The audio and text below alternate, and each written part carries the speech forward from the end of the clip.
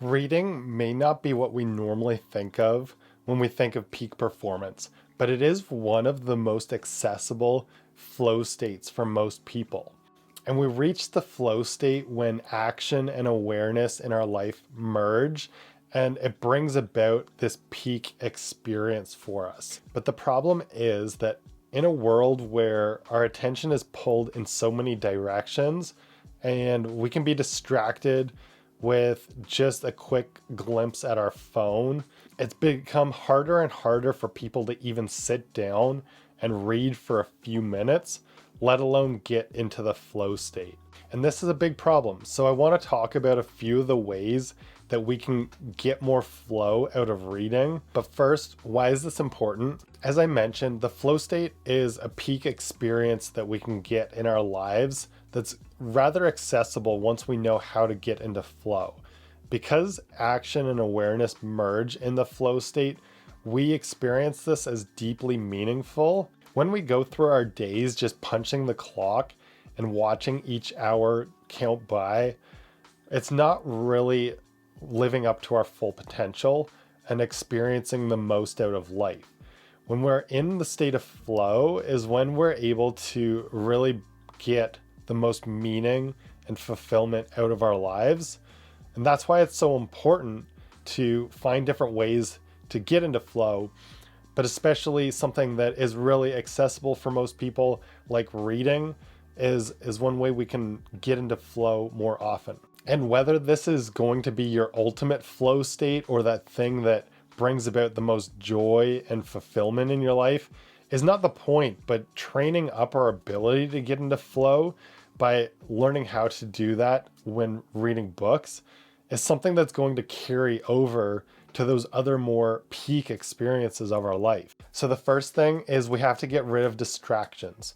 Distractions are the number one limiting factor that are preventing us from getting into flow, but also even getting the most enjoyment and experience out of the books that we're reading. And there really are so many things that are pulling at our attention that it's super easy to get distracted when reading. The first thing that I find really helpful is just bringing more awareness to what it is that's distracting you. Try keeping a distraction journal if you need to. This is basically just a sheet of paper or in your notebook. Write down anytime a thought or something distracts you when you're doing another task, like reading, and just make note of it. It could be that you pull open your phone to check your Instagram feed and scroll through for a few minutes, and then you notice that you got distracted. Write this down, and if you can think about it, also write down any thoughts or feelings that came along with this distraction.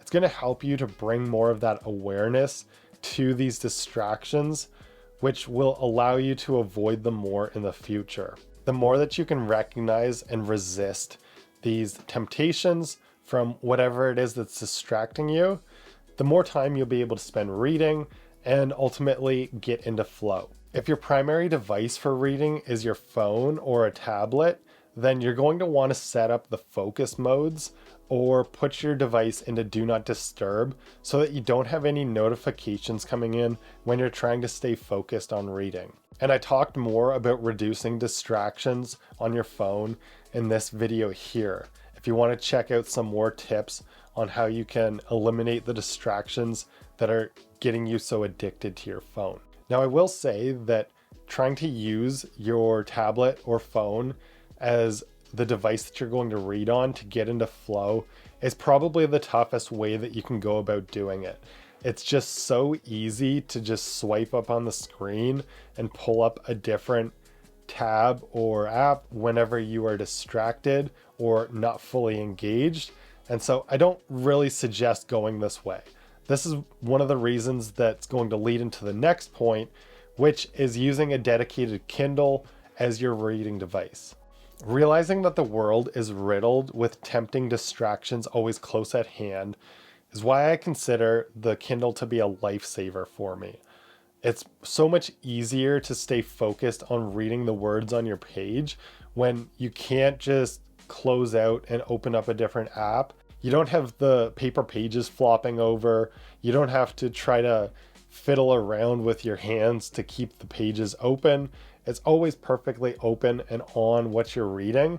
And the refresh rate of the pages is even quicker than turning the paper pages of a book over. So I find that if you've got those latent periods between the end of one page and the start of another from reading a book, reducing that also helps to dial you into flow even more. And with the backlight on the device, it eliminates one more excuse where you maybe are going to turn on the TV rather than open up a paper book and turn on the lights to read.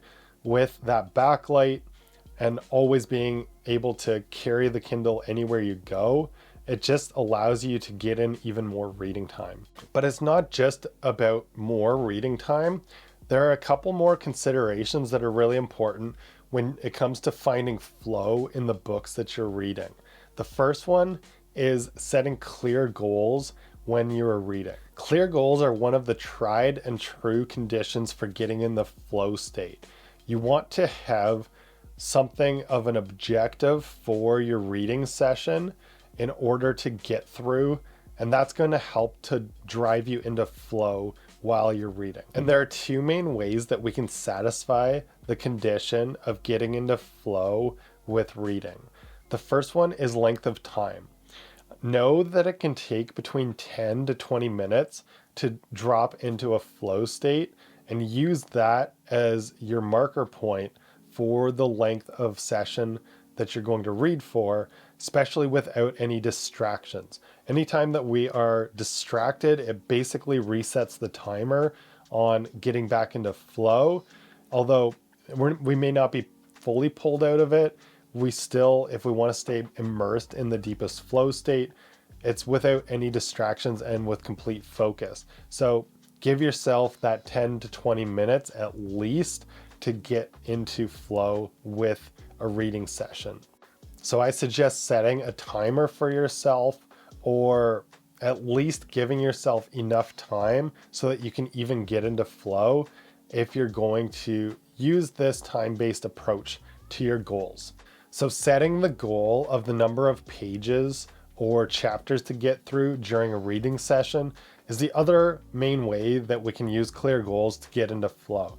And I like to use this one in a couple of different ways. Obviously, we can just set an objective that we want to get through X number of pages or chapters. With the Kindle, another great thing that I like to use for this is having the time remaining in a chapter. This is something that is included as one of the ways that you can look at the indicator at the bottom left side of the Kindle page. It'll tell you how long is remaining in the chapter. And I find that using this as the marker to kind of stay in flow and really focus on what I'm reading is something that can drive me there into that state much more effectively, even if I'm limited on the amount of time for a single session that I'm going to read. But by knowing how much time is left in a chapter, it kind of turns the dial up on the stakes that you've got in this chapter and in this focus session.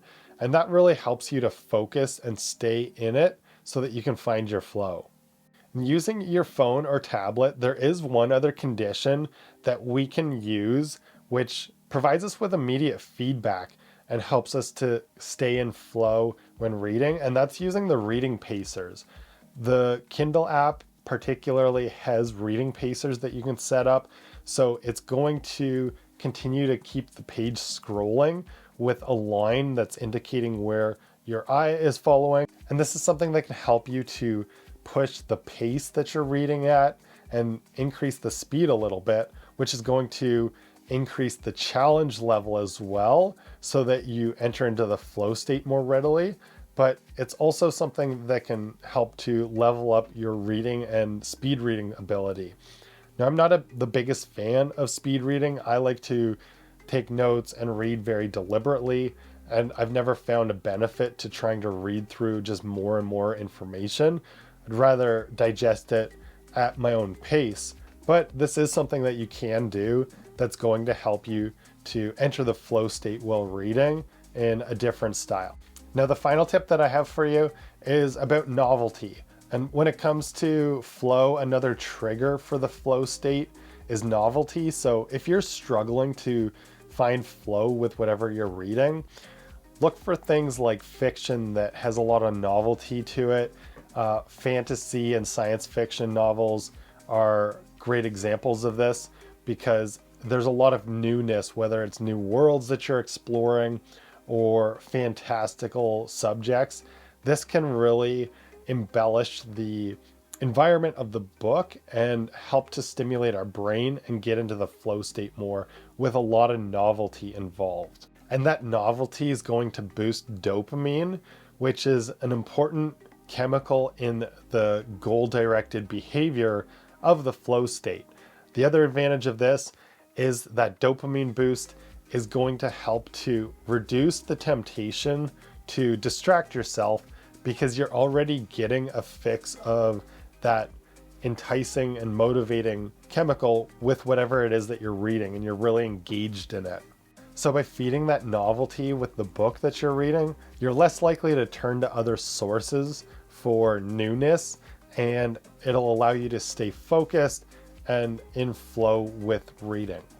While the flow state can utilize novelty as a trigger, it's not a nicety, but a necessity for living a more meaningful and purposeful life, as well as accessing our unique states of high performance. So if you want to learn more about the steps that we can take to enter into the flow state, check out this video here. And until the next video, thank you for watching and find your flow.